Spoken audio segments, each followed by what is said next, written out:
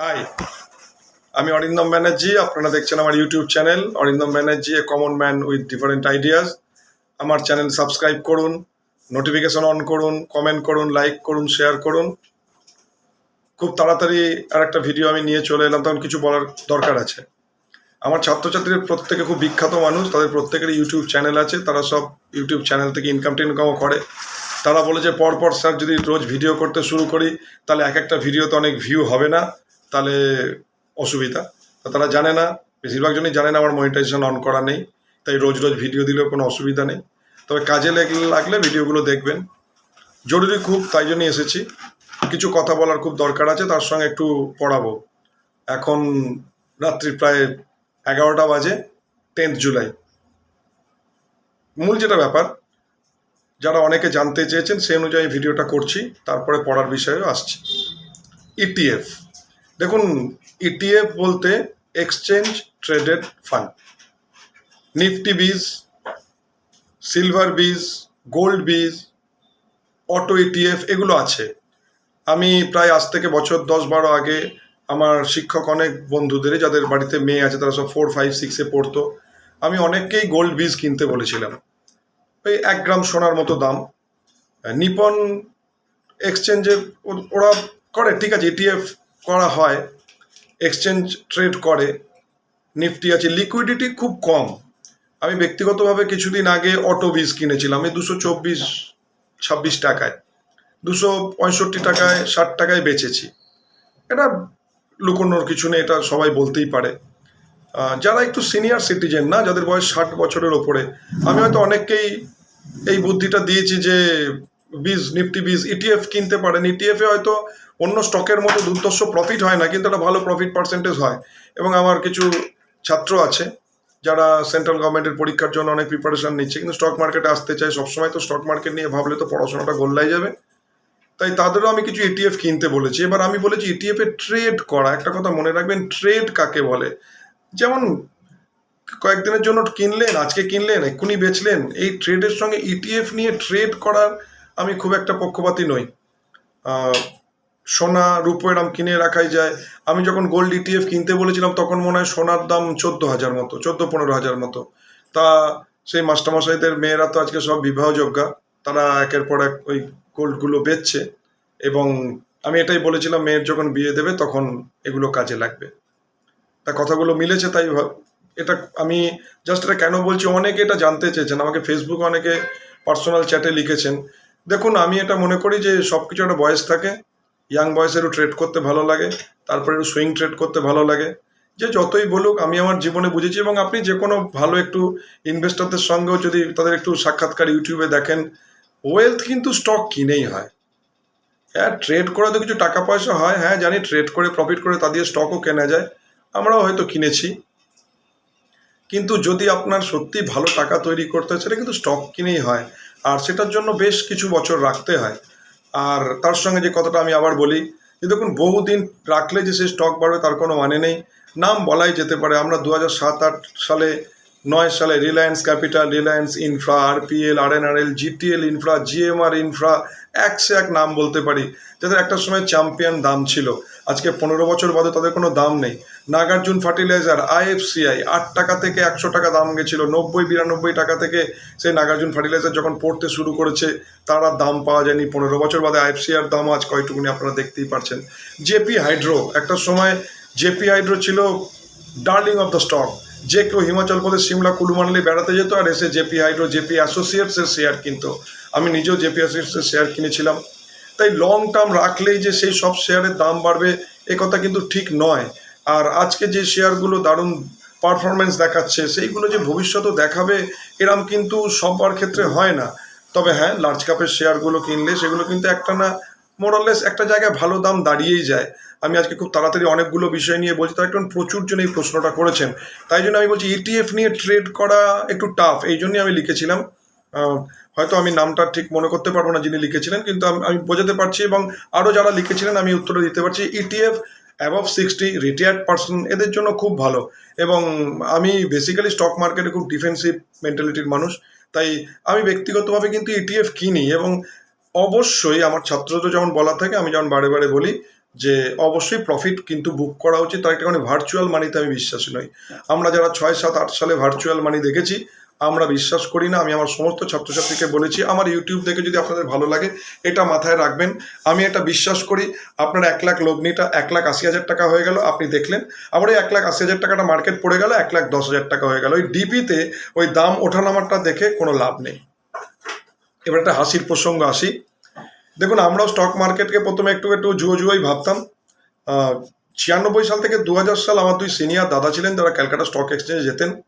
আমি 92 সাল থেকে বিভিন্ন বিষয়ে ছাত্রছাত্রী পড়াই, এবং আজ পর্যন্ত হয়তো পড়ানোর ক্ষেত্রগুলো আলাদা হয়েছে, কিন্তু তাহলে 92 সাল থেকে মানে প্রায় 32 বছর ধরে ছাত্রছাত্রী পড়াচ্ছি। এর মধ্যে 96 সাল থেকে 2000 সাল এটাই টার্গেট থাকতো যে একটু বেড়াতে টেড়াতে যাবো, আর এখানে ক্লাব কালচার খুব ভালো আছে, ক্লাবের চাঁদা উঠে যাবে, খেলার টাকাটা উঠে গেলেই ভালো। তাই অত শেয়ার মার্কেট জানতাম না। 2000 সালে যখন নিজে চাকরি জগতে যাই, আমি কম্পিউটার ইন্ডাস্ট্রি থেকে এসেছি, কম্পিউটার নিয়ে একটু পড়াশোনা করেছি, সেই নিয়ে একটা ভালো কোম্পানিতে চাকরি করতাম। তারপর থেকে সেই কোম্পানির চাকরি, সেখান থেকে চাকরি ছেড়ে বিজনেসের সঙ্গে স্টক মার্কেট, শিক্ষকতার জগতে আমি অনেক পরে এসেছি, বছর 14, অনেক বেশি বয়সে। তাই তার আগে তো অবশ্যই একটা জীবন ছিল, সেই জীবনে আমি যা যা জিনিস দেখেছি সেগুলোই শেয়ার করার চেষ্টা করি। আরও কিছুদিন যাক, নিশ্চয়ই আমি আরও কোন কোন ক্ষেত্রে কি করা হয়েছে কাজকর্ম সে পরেও বলা যাবে। কিন্তু চটজলদি কথাগুলো এটাই বলতে চাইছি যে ওভারঅল যদি কম্পিউটারের মধ্যে শেয়ার মার্কেট না আসতো, আমার কিন্তু এতটা ইন্টারেস্ট শেয়ার মার্কেট নিয়ে হতো না। এবং অবভিয়াসলি বিজনেস করার সঙ্গে সঙ্গে যেহেতু কলকাতায় থাকা হতো, এক্সচেঞ্জে যাওয়া এবং স্টক মার্কেটের ট্রেডের সঙ্গে যুক্ত হওয়া এটা খুব ইজি ব্যাপার। তাই আমাদের সঙ্গে আমরা এটা দেখেছি, আমরা যে ভুলগুলো করেছি, আজকের দিনে জেনারেশনের ছেলেমেয়েরা অনেক স্মার্ট, তারা এই ভুলটা করবে না। এবং আজ তো শেখার ব্যবস্থা অনেক বেশি হয়েছে। তাও আমি বলবো, যারা নতুন এসছেন তারা এরকম ভাববেন না যে আমরা এতটা কিছু জানি না। খুব সিম্পল ব্যাপার। আজ মুভিং অ্যাভারেজ নিয়ে যে কথা সবাই জানতে চেয়েছেন, এমন কিছু নয়। ধরুন একটা স্টক সারাদিনের খুললো, দাম হলো, তার একটা ওঠা হাই দাম হলো, তার একটা লো দাম হলো, একটা মাঝামাঝি জায়গায় এসে দাঁড়ালো, তারপরে ক্লোজ হলো।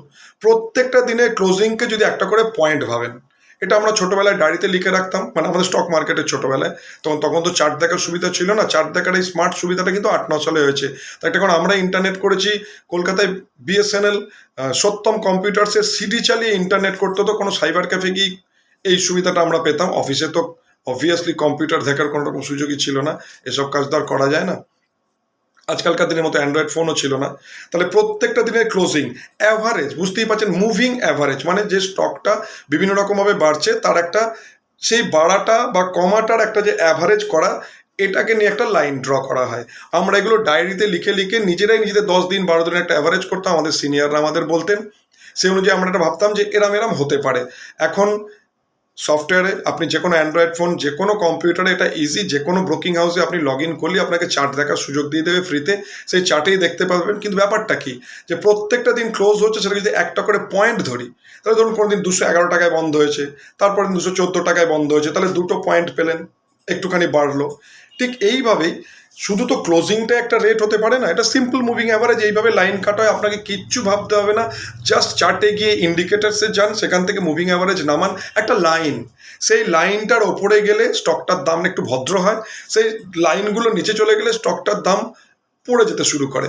তো এইরমভাবে কিন্তু দেখা গেল সারাদিনের মুভমেন্টটাও তো একটা মুভমেন্ট। তাই জন্য তারপরে এলো যে সিম্পল মুভিং অ্যাভারেজ পরে ইএমএ, তা এইটা দিয়ে কাজ হয়। মূলত মুভিং অ্যাভারেজ যেমন হাতি ঘোড়া কিছু নয়। আমাকে যে অনেকে জানতে চেয়েছেন, এত কিছু ভাবতে হবে না। লাইন আমাদের অনেক কষ্ট করে শিখতে হয়েছে। আপনি জাস্ট একটা লাইন ড্র করবেন, ওখানে ক্লিক করলেই লাইনগুলো এসে যায়। এই মুভিং অ্যাভারেজের ওপরে আর নিচেই কিন্তু দামটা কেনা বেচা চলে। আর এবার আসছি আরএসআই। এই আরএসআই বলে একটা ইন্ডিকেটার্স আছে, আমাকে অনেকে জানতে চেয়েছেন। আমি ঠিক আলাদা আলাদাভাবে ইন্ডিকেটার্স পড়াতে চাইছি না। আমি চাইছি যে যেটুকুনি কাজে লাগে এই কয়েকটা জিনিস পড়াশোনা জানলেই যথেষ্ট হবে। আরএসআই 25 থেকে 30 এরম জায়গায় যদি চলে আসে, ওই আরএসআই ইন্ডিকেটার্সে গেলেই আরএসআই লিখলে আপনি নামাতে পারবেন। আমি সবসময় বলি আরএসআইটা আপনি করে রাখবেন 45 থেকে 65। এই 45 থেকে 65 এর নিচে লোকে বলে 25-30 গেলে এবার গুড বাইং জোন, তার কারণ প্রচুর পড়ে গেছে। আবার যদি আরএসআই 80-র ওপরে চলে যায়, তখন বলে যে এটা অনেকটা বেড়ে গেছে, মানে ওভারবট পজিশনে চলে গেছে, এবার এখান থেকে পড়ে যাবে। কিন্তু এতটা না সহজ সরল ব্যাপারটা নয়। আমি ওভারঅল যত রকম ট্রেড করেছি বা দেখেছি, ওই ওভারসোল্ড কন্ডিশন দেখে আপনি বেঁচে দিলেন। ধরুন একটা স্টক আপনার মনে হচ্ছে প্রচুর, ইন্ডিকেটার মনে হচ্ছে আরএসআই বলছে দারুণ বেড়ে গেছে, তারপরে কি স্টকটা বাড়ে না? আজকে তো 20,800-র ওপরে যে নিফটি চলে গেছে, তখন থেকে দেখাচ্ছে ওভারবট কন্ডিশন। তাহলে প্রত্যেক দিন যে নতুন হাই করছে, আরএসআই বাড়তেই পারে। কিন্তু যদি 45 থেকে 65 এরকম একটা দাগ কেটে আপনি নিন না, ওভারবট কন্ডিশন 85, ওভারসোল্ড কন্ডিশন 25 বা 30, তার মধ্যে 30-তে আরএসআই এলে আপনি স্টকটা কিনবেন, 85 গেলে বেচে দেবেন। কিন্তু এই ব্যাপারে আমার দ্বিমত আছে। আমি অনেক ট্রেড করে দেখেছি এবং অনেক ট্রেড স্টাডি করে দেখেছি, ইনভেস্টের দিক দিয়ে বলছি, যে মুভিং অ্যাভারেজ নিয়ে স্টক কেনা বেচা করা কিন্তু সবচেয়ে সহজ।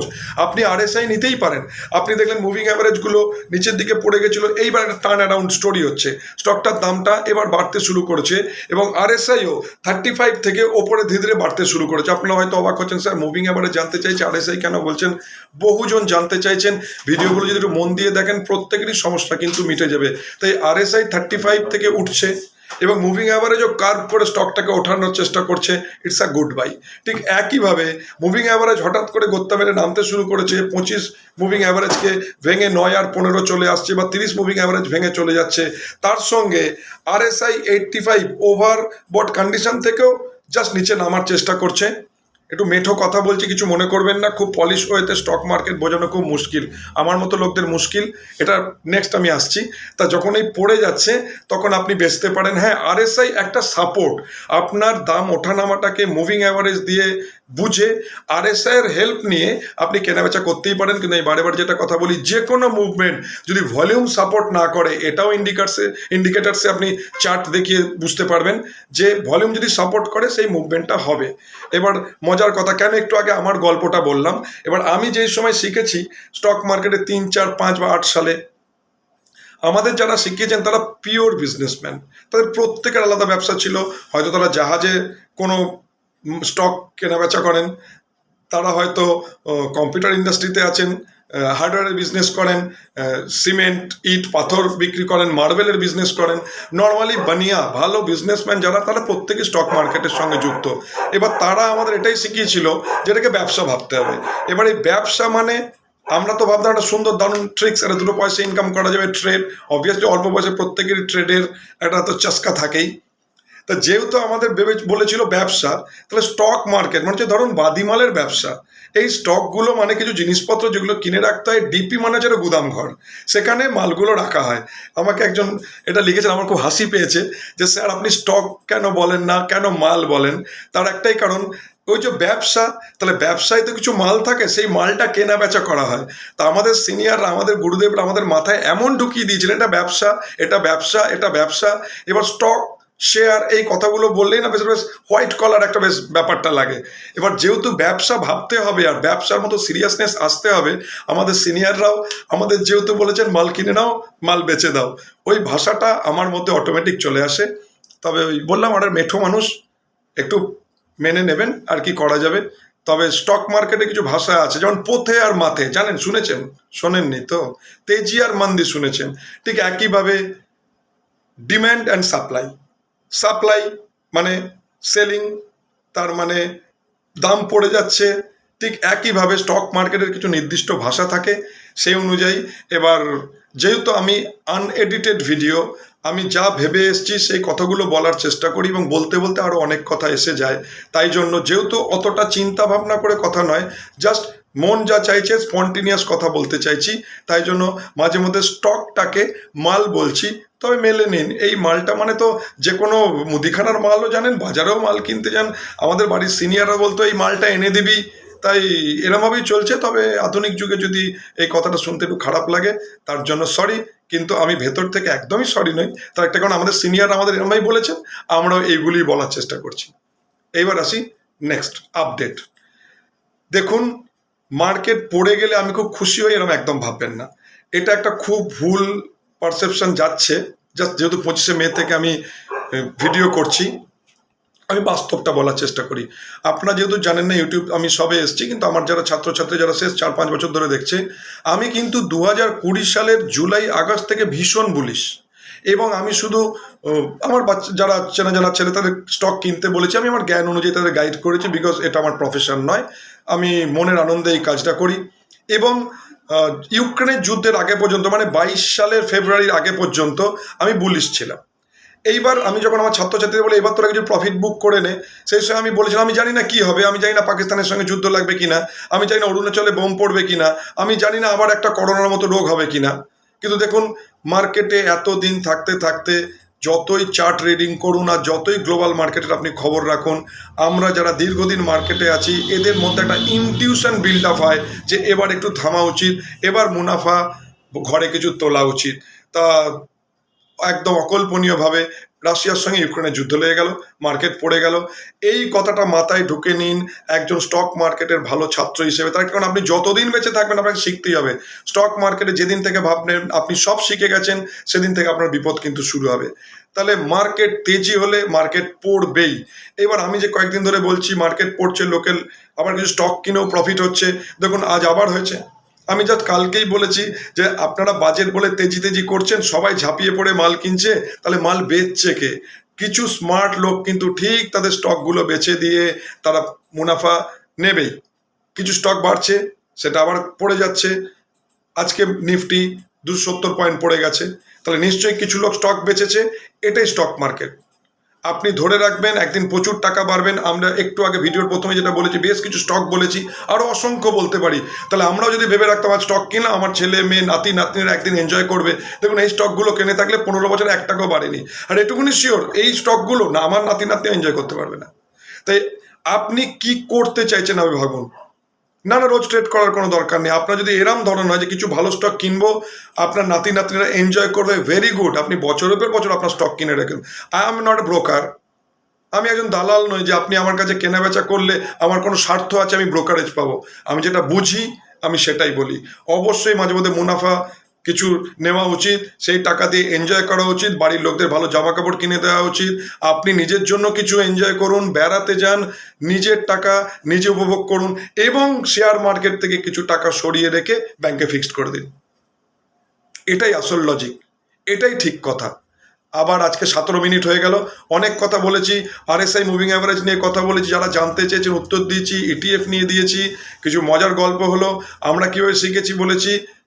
ভালো থাকবেন, গুড নাইট। আবার বলছি, স্টক মার্কেট তেজি যত হবে স্টক মার্কেটে পড়তেই হবে, এটাই এই মার্কেটের নিয়ম। মার্কেটে পড়বে, মার্কেট বাড়বে। 10% কারেকশন হলে লোকে বলবে রুটিন কারেকশন, যে কোনো বই খুলে দেখে নেবেন। ইন্ডেক্স 10% মনে রুটিন কারেকশন, 20% পড়ে গেলে লোকে বলবে ট্রেন্ড রিভার্সাল। কিন্তু 20% যদি সত্যিই পড়ে যায়, স্টক ধরে রেখে শুধু শুধু আপনার ডিভ্যালুয়েশন হবে। আশা করি আমি আজকের ভিডিও বোঝাতে পারলাম। পরপর দুটো ভিডিও হয়ে গেল, অনেকে আমার ভিডিওর জন্য অপেক্ষা করেন, তার জন্য ধন্যবাদ। আমি যে কথাগুলো বলা মনে রাখবেন। আর আবার বলছি, অনেকে বলতে চাইছেন যে স্যার আপনি অনলাইন পড়ান। না, আমি অনলাইন পড়াবো না। আমাকে অনেকে টাকার কথাও বলেছেন, স্যার আমরা টাকা দিয়ে, আমার টাকার দরকার প্রচুর আছে, কিন্তু পড়ি, আমি টাকা নিই না। আমি অনলাইনে পড়াবো না, আমার ছাত্রছাত্রীরা আমায় দেখতে হয়। এই যে ভিডিওগুলো করি এতে আমার অনেক অসুবিধাটা একটা, কারণ আমি যখন পড়াই আমার একটু বোর্ড লাগে, একটু পেন লাগে, ও তবে পড়ানো বেশ একটা মুড আসে। যারা ইউটিউব দেখে আমার কাছে পড়তে এসছেন তারা নিশ্চয়ই বুঝেছেন আমি কিভাবে পড়াই। আমি অনলাইনে পড়াবো না, কিছু মনে করবেন না। আর আমি কিন্তু কাউকে বলিনি আমার কাছে পড়ুন। আমি বলেছি যদি আমার কাছে শিখতে হয় আমার কাছে এসেই শিখতে হবে। তার একটা কারণ আমি তো কোথাও যাই না, আর অনলাইনে আমি পড়াই না। ভালো থাকবেন, সবাই সুস্থ থাকবেন। অনেক কথার উত্তর দিলাম আশা করি। আর আগামী দিনে মার্কেট কি, আমি যা বলেছি তাই। মার্কেট তেজি হবে, মার্কেট পড়বে। সব সময় মনে রাখতে হয় বাই ইন এ ডিপস। এই থিওরি গোটা মিডিয়া বলছে, আমরা তা করব না। আমরা সেল ইন এ রাইজ, প্রত্যেকবার যখন ওপরে যাবে আমরা কিছু কিছু করে বেচবো। তার একটা কারণ মার্কেট হাঁপাবেই। আর আমি 25শে মে এবং 29শে মে যে ভিডিওগুলো তাতেই বলেছিলাম 24,800 নিফটি যেতে গিয়ে হাঁপিয়ে যাবে। এবার বলবেন তাহলে কি স্যার আবার নতুন মার্কেট বাড়বে না? সে একই কথাই বললাম। আপনার ইনভেস্টমেন্ট লজিক কি, আপনি কতদিনের জন্য মার্কেটে এসছেন সেই অনুযায়ী আপনি লগ্নি করবেন। আর ট্রেডার্সদের কিচ্ছু যায় আসে না, তাদের 9টা-15 মার্কেট খুললেই হলো, আর 3:30টায় মার্কেট বন্ধ হবে। যারা ট্রেডার্স তারা ট্রেড করতে জানে, তারা তাদের মতো লাভ মুনাফা ঠিক বুঝে নেবে। ট্রেডিং আর ইনভেস্টিং দুটো আলাদা জিনিস, আলাদা মাইন্ড সেট আপের জিনিস। বয়সের সঙ্গে সঙ্গে সাইকোলজি চেঞ্জ হয়। এক সময় দারুণ ট্রেড করতে আমাদেরও ভালো লাগতো, কিন্তু এখন বুঝেছি যে ইনভেস্ট করলে যে ওয়েলথটা তৈরি হয়, ট্রেডিংয়ের অত চাপটা হয়তো না নিলেও হয়। ভালো থাকবেন, গুড নাইট।